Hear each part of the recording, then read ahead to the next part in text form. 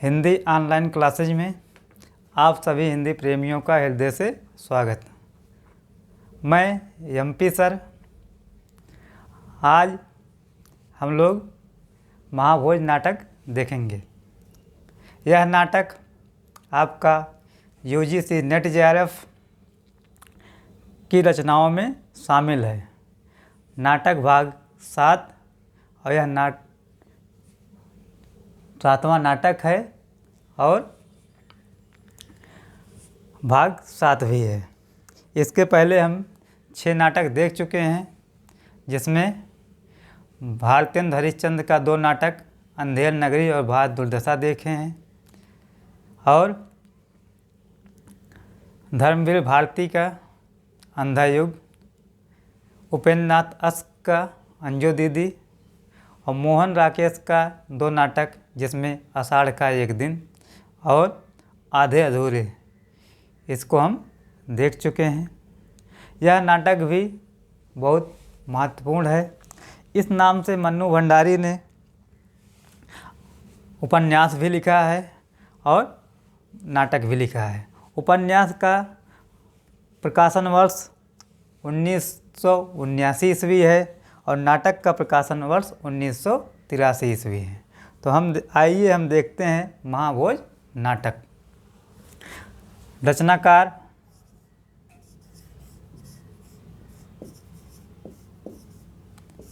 मन्नू भंडारी।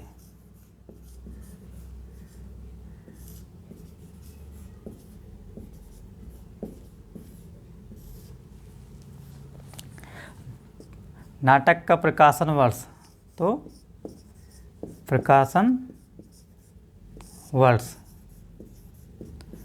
कितना है? 1983 ईस्वी। और इस नाटक की श्रेणी क्या है? यह राजनीतिक श्रेणी का नाटक है। राजनीतिक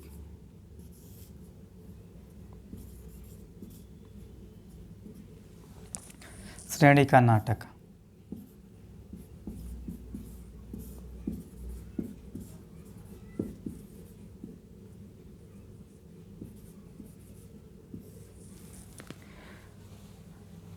कुल दृश्य कितने हैं?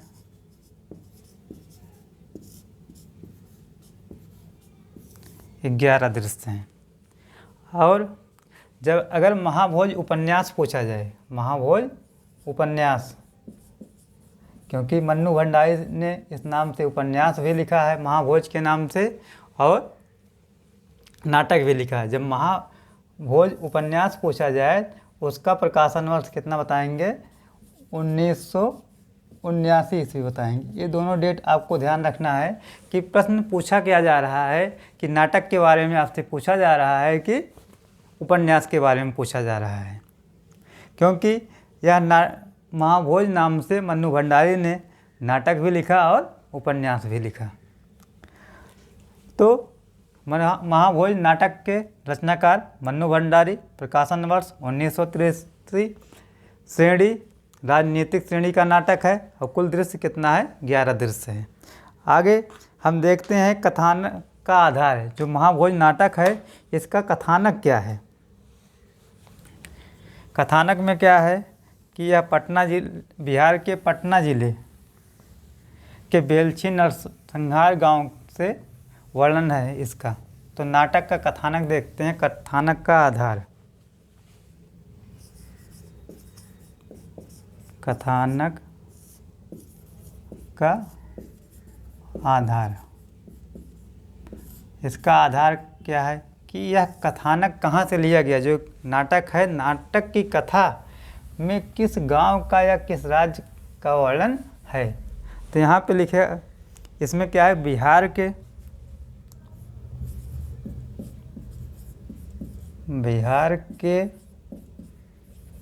पटना जिले के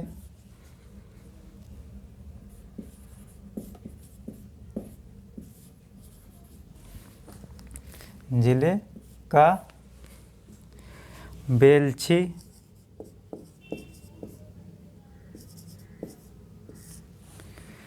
नरसंहार।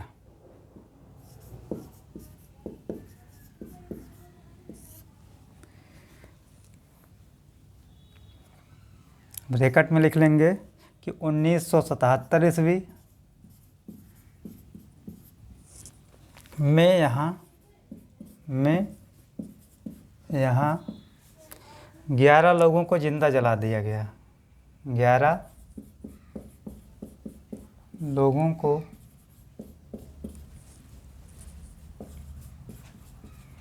जिंदा जला दिया गया था।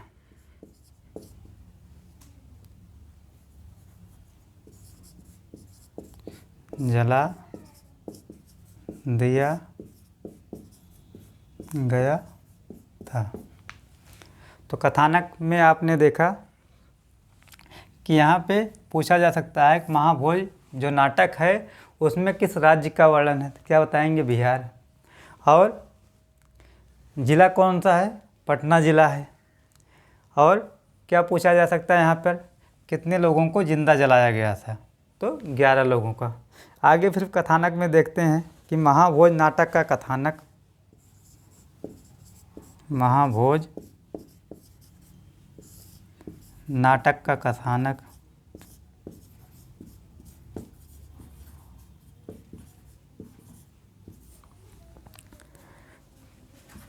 का संबंध, कथानक का संबंध सरोहा गांव। इसको याद रखना है कि नाटक का संबंध किस गांव से है? सरोहा गांव। नाटक का संबंध सरोहा गांव से है। इस नाटक का आरंभ, इस नाटक का आरंभ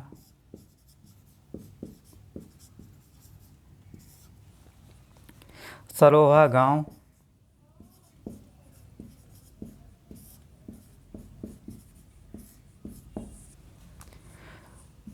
और हरिजन बस्ती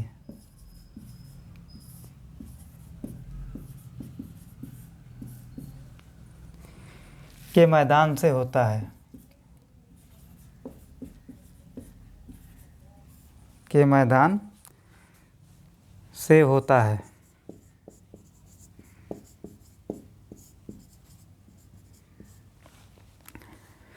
जहाँ विशु की माँ, जहाँ विशु एक पात्र है की माँ का हृदय विदारक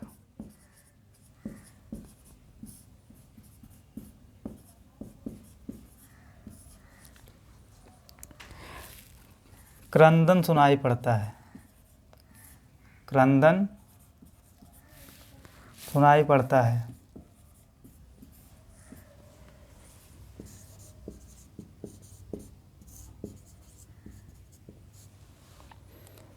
विशु की लाश रखी, विशु की लाश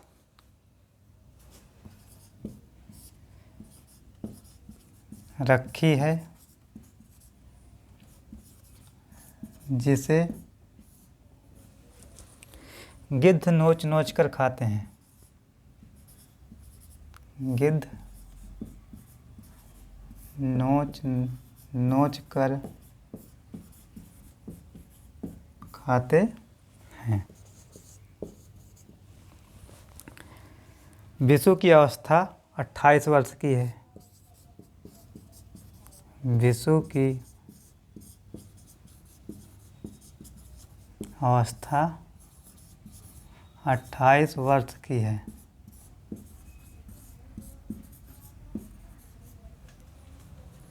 उसने गांव के लोगों को, उसने गांव के लोगों को शिक्षित करने का प्रयास किया है,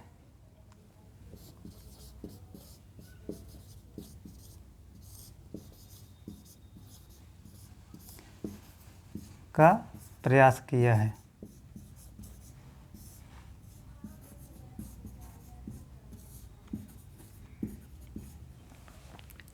कि महाभोज नाटक का जो कथानक का आधार है बिहार के पटना जिले का वर्णन इसमें है। इसमें क्या है, इस नाटक में 1977 ईस्वी में एक बेलछी नरसंहार हुआ था। इस नरसंहार में 11 लोगों को जिंदा जला दिया गया था। महाभोज नाटक का जो कथानक है इसका संबंध सरोहा गांव से है। यह इम्पॉर्टेंट है कि महाभोज नाटक का जो कथानक है उसका संबंध किस गांव से है, तो सरोहा गांव से है। इस नाटक का आरंभ सरोहा गांव में एक हरिजन बस्ती है, वहाँ से होता है कि एक विशु नामक पात्र है, उसकी हत्या हो जाती है और उसकी जो माँ है क्या करती है, हृदय उसका जो है वह रोती है। उसी का है जहाँ विशु की माँ का हृदय विदारक क्रंदन सुनाई पड़ता है। विशु की लाश रखी है जिसे गिद्ध नोच नोच कर खाते हैं। और जब विशु की हत्या हुई थी उस समय वह 28 वर्ष का था। यहाँ प्रश्न ये हो सकता है कि विशु की मृत्यु या हत्या कितने वर्ष में हुई, तो 28 वर्ष में। अब विशु की हत्या क्यों की गई थी, क्योंकि वह गांव में लोगों को शिक्षित करता था और जो वहाँ के दूसरे वर्ग के लोग थे इनसे विशु जब गांव के लोगों को शिक्षित करता था तो उन लोगों को उसको अच्छा नहीं लगता था। उन लोगों को विशु का यह काम अच्छा नहीं लगता था और उन लोगों ने विशु की हत्या करवा दी। आगे फिर इसका कथानक देखते हैं।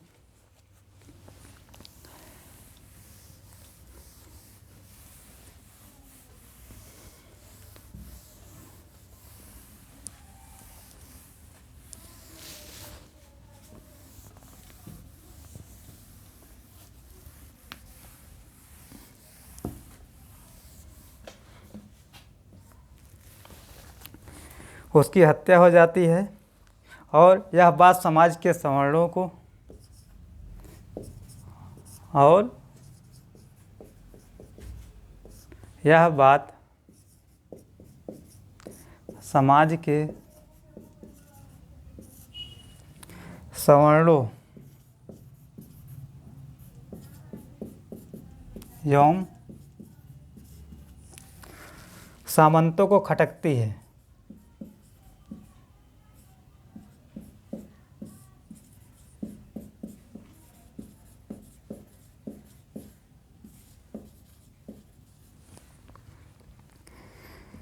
और उसकी हत्या कर दी जाती है। और उसकी मतलब किसका, विशु की। और उसकी हत्या कर दी जाती है। उसकी हत्या कर दी जाती है।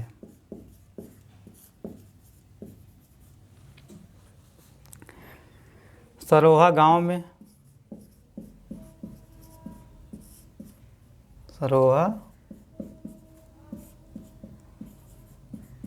में चुनाव के समय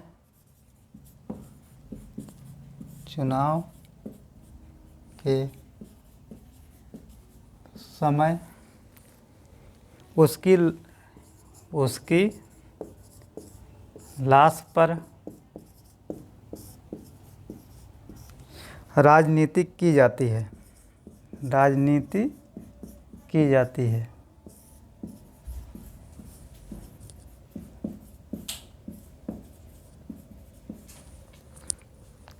विशु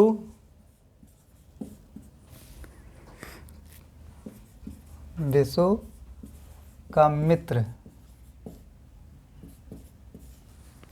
बिंदा उसे न्याय दिलाना चाहता है। विशु का मित्र बिंदा उसे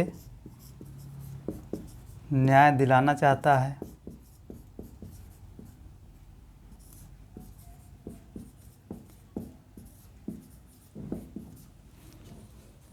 वह भी राजनीति का शिकार हो जाता है। वह भी राजनीति का शिकार हो जाता है।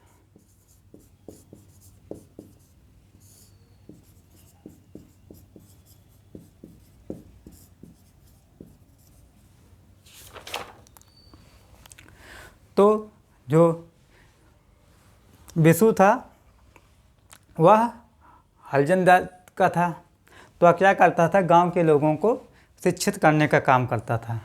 तो उस समय जब वह शिक्षित करने का काम करता था समाज को, तो यह बात जो सवर्ण वर्ग थे और सामंत थे उनको अच्छी नहीं लगती थी, और क्या हुआ कि बिशु की हत्या कर दी जाती है। फिर सरोहा गांव में चुनाव का समय आता है। चुनाव के समय उसकी लाश पर राजनीति की जाती है, और बिशु का मित्र जो कौन है, बिंदा है, बिशु का मित्र बिंदा है, उसे न्याय दिलाना चाहता है, लेकिन वह भी राजनीति का शिकार हो जाता है। यह महाभोज नाटक का कथानक है। आगे देखते हैं महाभोज नाटक के उद्देश्य। नाटक के उद्देश्य क्या हैं? नाटक को पढ़ने का उद्देश्य क्या है? तो महाभोज नाटक के उद्देश्य,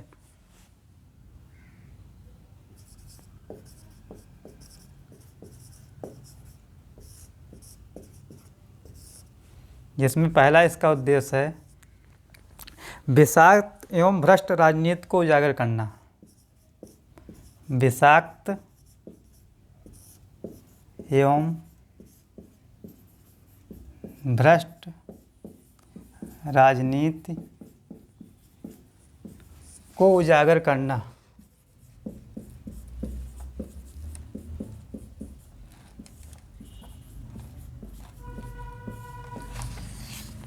आगे इसका उद्देश्य क्या हो सकता है? और राजनीतिक एवं सामाजिक, नैतिक एवं सामाजिक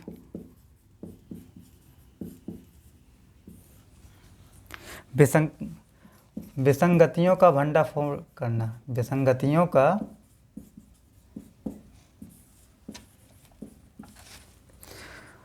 भंडाफोड़ करना, भंडाफोड़ करना। इसका एक दूसरा उद्देश्य है कि जो समाज में राजनीतिक और सामाजिक विसंगतियां हैं उनको बताना, यह नाटक का उद्देश्य है। आगे अगला उद्देश्य अवसरवादिता, राजनीतिक अवसरवादिता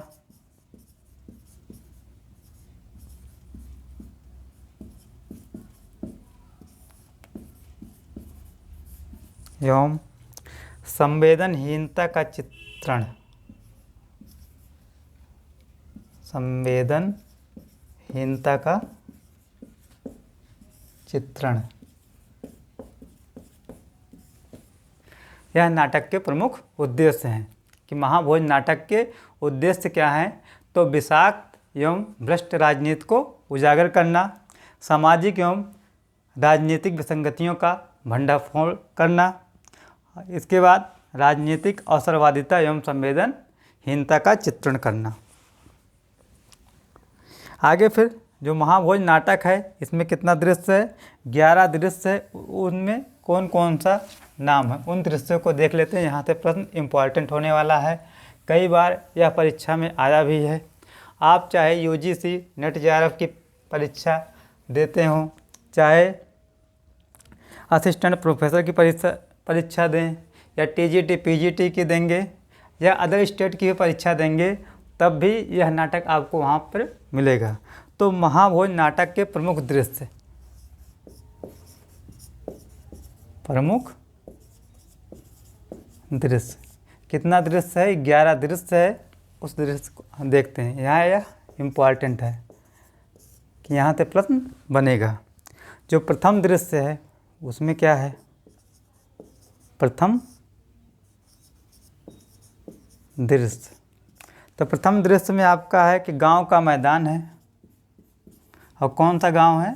सरोहा गांव। गांव का मैदान। और क्या उस दृश्य में? बिशु की माँ, बिशु की माँ का हृदय विदारक क्रंदन। बिशु की माँ का हृदय विदारक क्रंदन।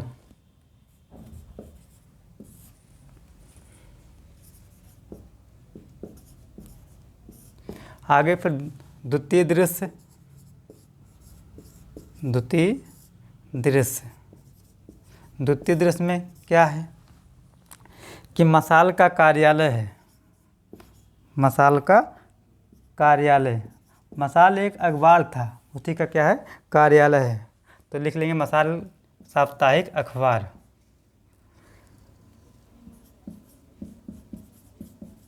साप्ताहिक अखबार, तो मसाल का कार्यालय।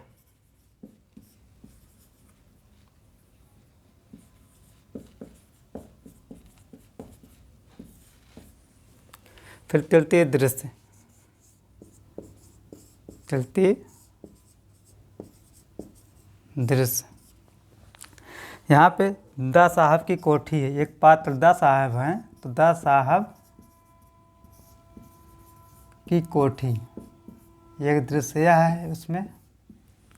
और दा साहब की कोठी का भीतरी भाग, भीतरी भाग। चतुर्थ भाग देख लेते हैं, चतुर्थ दृश्य। चतुर्थ दृश्य, इसमें क्या है, गांव का मैदान है। गांव का मैदान, बिंदा नरोत्तम से बातें कर रहा है। बिंदा कौन है, विशु का मित्र है। बिंदा नरोत्तम से बातें कर रहा है।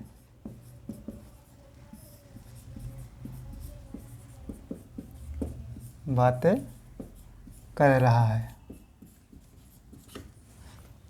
पंचम दृश्य,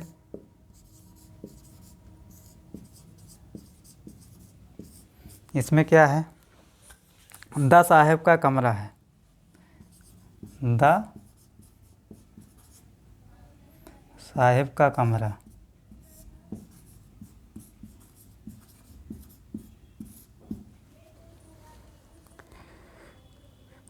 और दा साहब और एक अप्पा साहब हैं, बैठे हैं। दा साहब और अप्पा साहब बैठे हैं।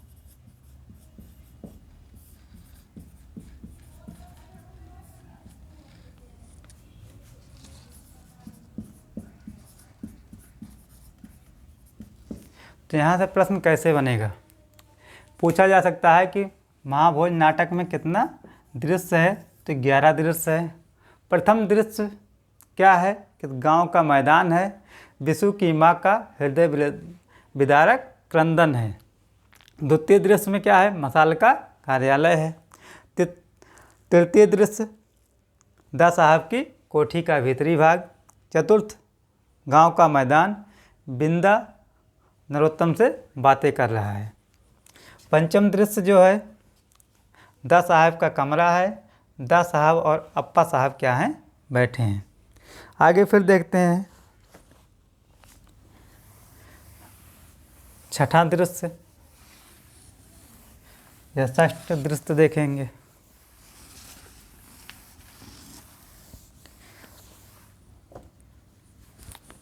षष्ठ दृश्य,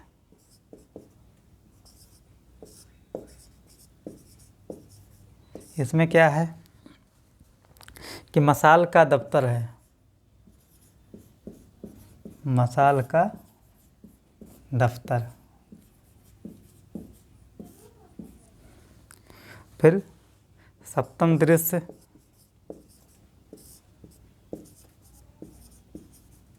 इसमें क्या है, गांव का पंचायत घर है। गांव का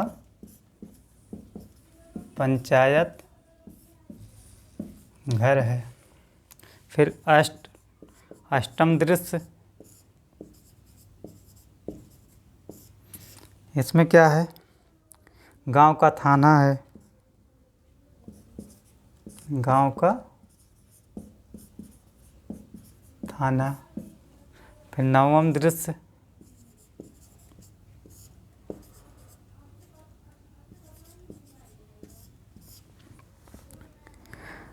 गांव का स्टेट हाउस है, गांव का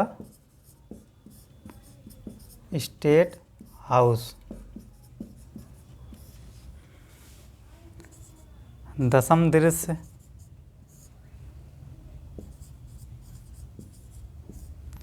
इसमें क्या है, द साहब की बैठक, द साहब की बैठक। एकादश, एकादश से तात्पर्य 11वां, 11वां दृश्य ये क्या है, गांव में, गांव में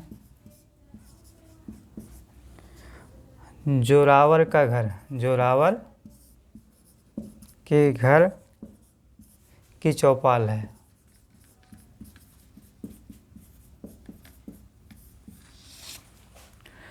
तो षष्ठ दृश्य में मसाल का दफ्तर, सप्तम दृश्य गांव का पंचायत घर, अष्टम दृश्य गांव का थाना, नवम दृश्य स्टेट हाउस, 10th दृश्य द साहब की बैठक, और एकादश दृश्य जो 11वां दृश्य है उसमें गांव में जोरावर के घर की चौपाल है।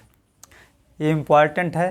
यहाँ कैसे प्रश्न बनेगा कि जो गांव महाभोज नाटक में गांव का थाने का वर्णन किस दृश्य में है, तो अष्टम दृश्य में है। गांव का पंचायत घर किस दृश्य में है, सप्तम दृश्य में है।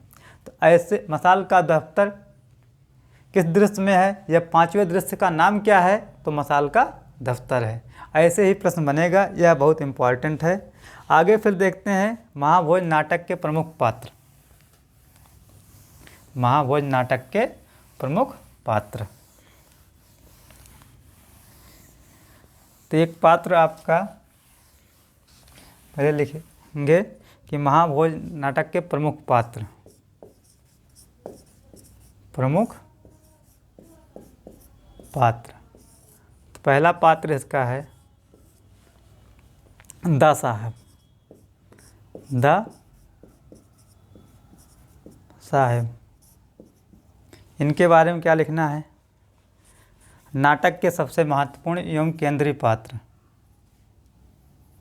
नाटक के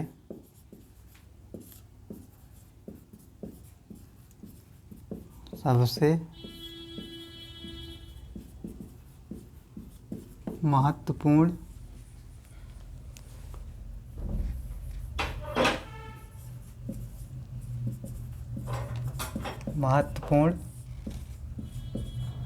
एवं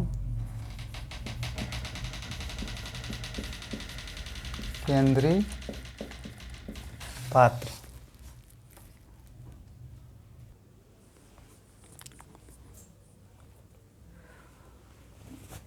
तो द साहब नाटक के सबसे महत्वपूर्ण एवं केंद्रीय पात्र, सत्तारूढ़ दल के मुख्यमंत्री, सत्तारूढ़ दल के मुख्यमंत्री,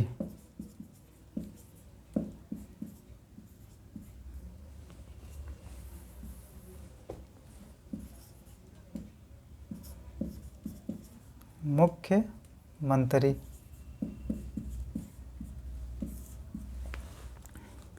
कुशल राजनीतिक, कि राजनीति में कुशल हैं, कुशल राजनीतिक।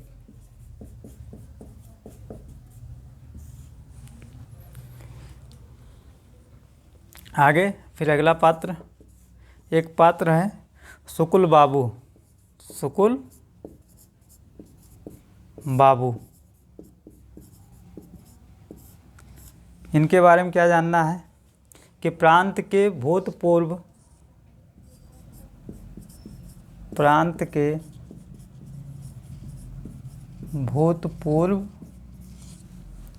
मुख्यमंत्री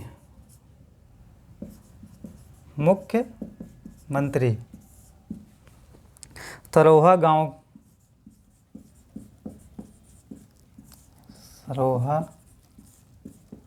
गांव के उपनिर्वाचन के उपनिर्वाचन के मुख्य उम्मीदवार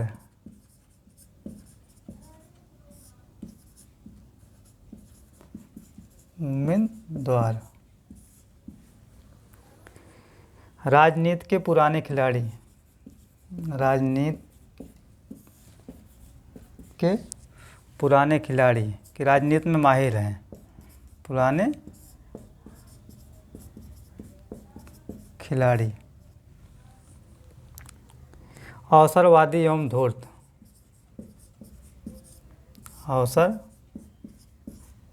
एवं धूर्त। अंधविश्वासी, अंधविश्वासी।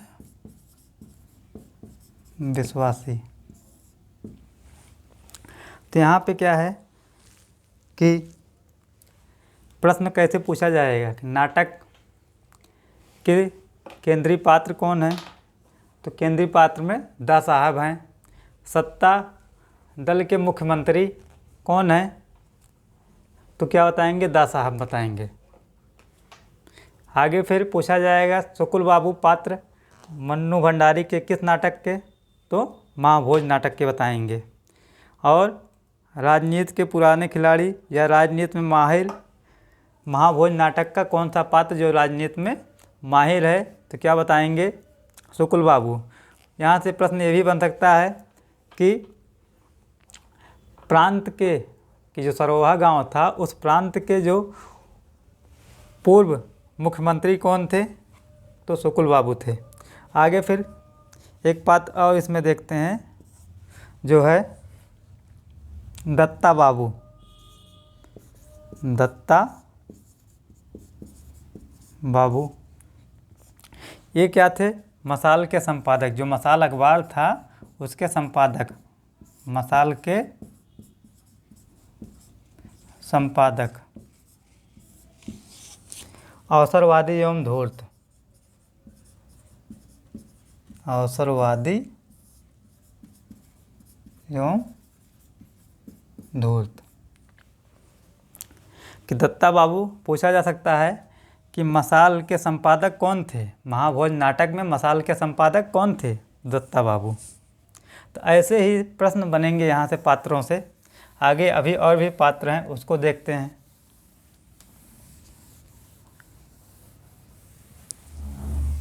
पात्रों का नाम देकर पूछा जा सकता है कि कौन सा पात्र महाभोज नाटक में है, कौन सा नहीं है। या तो पूछा जा सकता है उसका वैशिष्ट कि उस पात्र का उस नाटक में क्या रोल है, क्या उसकी भूमिका है। तो अगला पात्र हम देखते हैं बिंदा को, जो विशु का मित्र था, बिंदा। इसका पूरा नाम जो है बिंदेश्वरी प्रसाद था, पूरा नाम बिंदेश्वरी प्रसाद।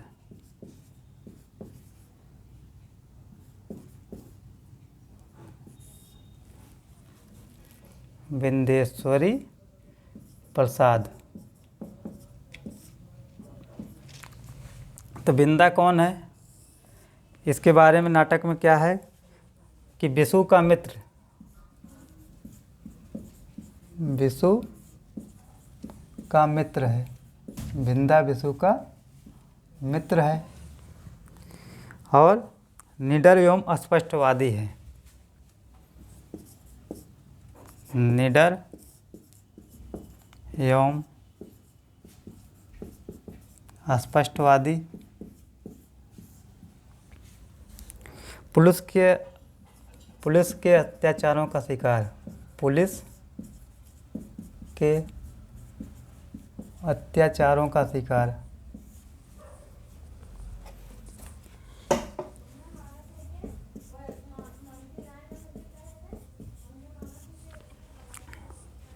और विशु जो उसका मित्र है, विशु को न्याय दिलाने का प्रयास, विशु को न्याय दिलाने का प्रयास,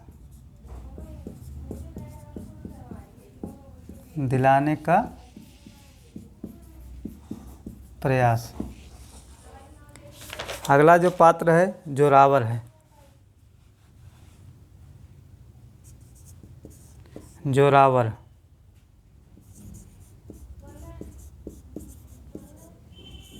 जोरावर। जाट वर्ग का प्रतिनिधि, जाट वर्ग का प्रतिनिधि। पूछा जा सकता है कि महाभोज नाटक में जाट वर्ग का प्रतिनिधि कौन था, कि मुखिया कौन था जाट वर्ग का। तो जाट वर्ग का प्रतिनिधि जोरावर। विशु का हत्यारा है, विशु की हत्या किसने की थी, तो जोरावर ने। विशु का हत्यारा, विशु का हत्यारा है। सामंती व्यवस्था का प्रतीक, सामंती व्यवस्था का प्रतीक। अवस्था कितनी है इसकी, 40 वर्ष। यहाँ अवस्था पूछा जा सकता है, अवस्था 40 वर्ष। यहाँ सबसे बात है, बड़ी बात, कि जोरावर किस नाटक का पात्र है, तो महाभोज नाटक का पात्र है। विशु का हत्यारा कौन है, तो जोरावर है। जाट वर्ग का प्रतिनिधित्वकर्ता कौन है, जोरावर। सामंती व्यवस्था का प्रतीक कौन है, जोरावर। यहाँ इसकी अवस्था पूछा जा सकता है, अगर प्रश्न बनेगा कि जोरावर की अवस्था कितने वर्ष की थी, उस समय 40 वर्ष की थी। आगे एक पात्र आपका है, एसपी सक्सेना है, एसपी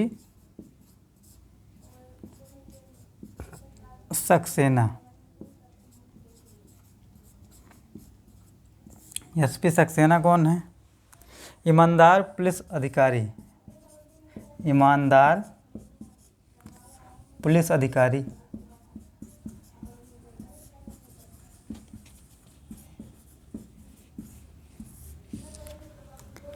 बिंदा की सच्चाई से प्रभावित, बिंदा की सच्चाई से प्रभावित।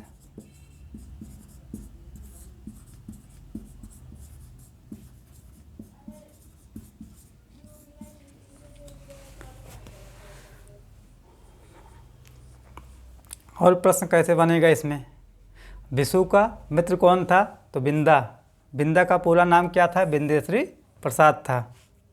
एसपी सक्सेना किस पोस्ट पे नौकरी करते थे, तो वो पुलिस थे। और बिंदा की सच्चाई से कौन प्रभावित हुआ, एसपी सक्सेना। तो आगे और देखते हैं पात्रों को। जो प्रमुख पात्र थे इसमें हम देख चुके हैं, आगे अन्य पात्रों में देख लेते हैं। अन्य पात्र में कौन कौन से पात्र हैं, केवल उनका नाम ही देखना है। तो इसमें अन्य पात्र, अन्य पात्रों में एक सिन्हा है, सिन्हा। एक पात्र लोचन भैया, लोचन भैया पात्र हैं। एक पात्र सिन्हा, एक पात्र लोचन भैया। एक पात्र लखन है, लखन पात्र है।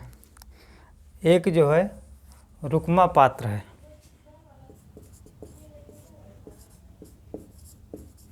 रुक्मा पात्र। यह जो है दा साहब की पत्नी है, दा साहब की पत्नी। एक पात्र इसमें महेश है, एक है महेश पात्र। यह जो है विशेश्वर का मित्र है, विशेश्वर का मित्र है। विशु को ही विशेश्वर कहा गया है। फिर अगला पात्र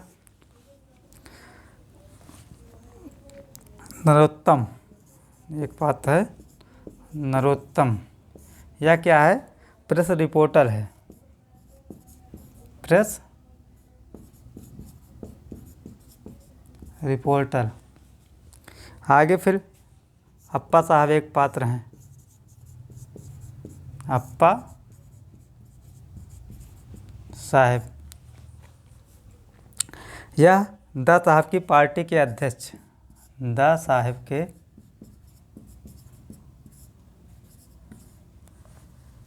की पार्टी के अध्यक्ष।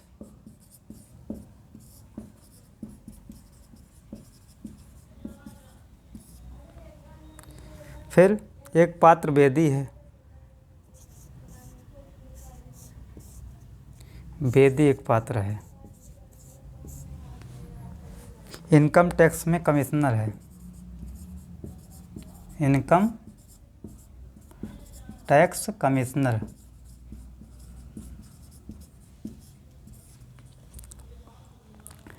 एक पात्र जोगेश्वर है, जोगेश्वर साहू।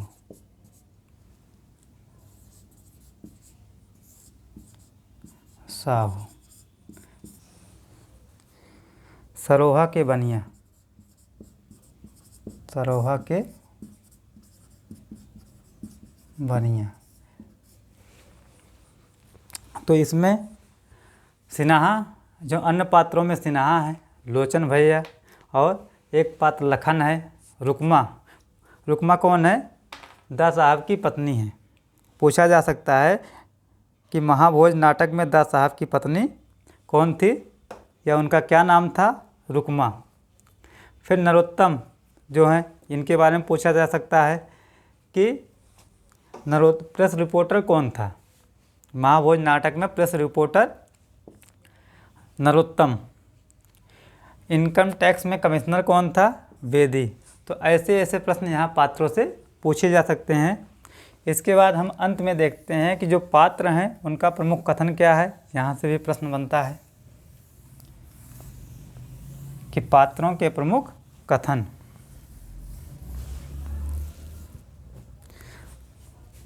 महाभोज नाटक के प्रमुख कथन, नाटक के प्रमुख कथन, जिसमें पहला कथन है, इसको इम्पॉर्टेंट लगाइए। पहला कथन कि कानून अनुमान पर नहीं प्रमाण पर चलता है। कानून अनुमान पर नहीं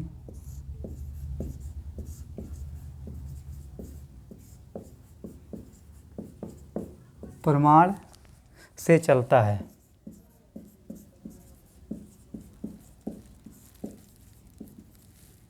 यह कथन किसका है? दा साहब का अपनी पत्नी से। कथन जो है दा साहब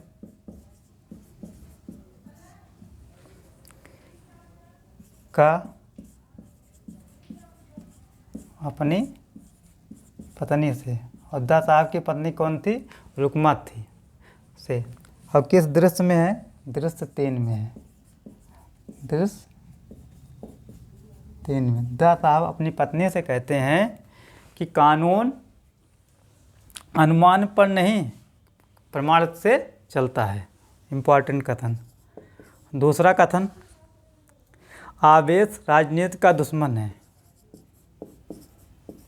आवेश राजनीति का दुश्मन है।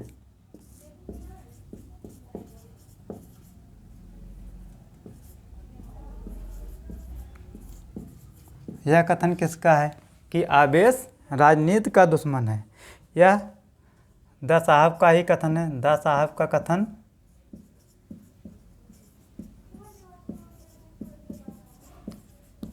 किससे है? जमुना से। जमुना से। किस दृश्य में है? ये भी दृश्य 3 में है। दृश्य 3 में। ये भी इम्पोर्टेंट लगाइए कि आवेश राजनीति का दुश्मन है। फिर तीसरा महत्वपूर्ण कथन, जिसमें ये भी इम्पोर्टेंट है कि मरे आदमी और सोए आदमी में, मरे आदमी और सोए आदमी में, सोए आदमी में अंतर ही कितना होता है? अंतर ही कितना होता है। कुछ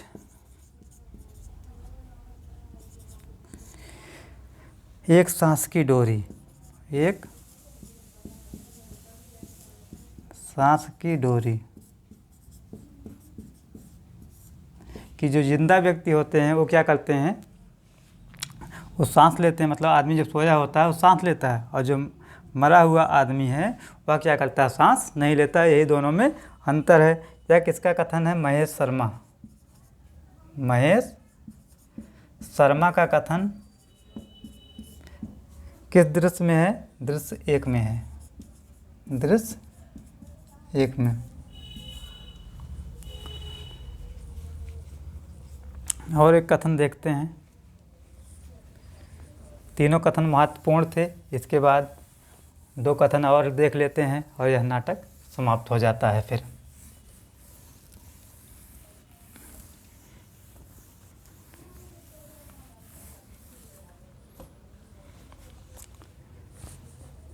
चौथा कथन, इसमें क्या है कि आर्थिक सहायता से,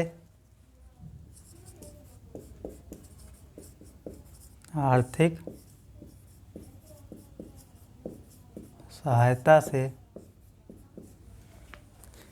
गरीबी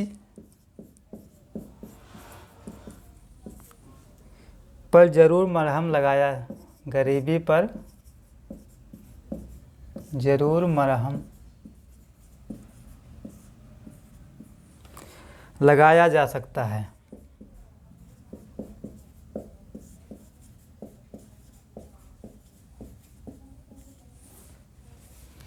आर्थिक सहायता से गरीबी पर जरूर मरहम लगाया जा सकता है। पर प्रियजनों के बिछड़ने से, प्रियजनों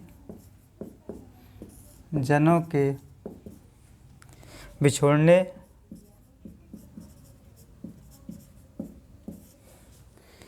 के दुख पर नहीं, के दुख पर नहीं। यह कथन किसका है, दा साहब का, दा साहब जो नाटक के केंद्रीय पात्र हैं उन्हीं का कथन इसमें ज़्यादा है। कि दा साहब का कथन किससे है, जमुना से, दृश्य 3 में। दा साहब का जमुना से, दृश्य 3। इसका अंतिम कथन देखते हैं। इस कथन के बाद यह नाटक समाप्त हो जाएगा। कि चुनाव के मौक़ों पर, चुनाव के मौक़ों पर झूठी सच्ची बातों, झूठी सच्ची बातों को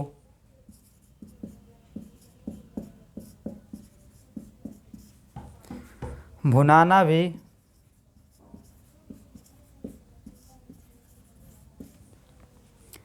कहाँ की नैतिकता, कहाँ की नैतिकता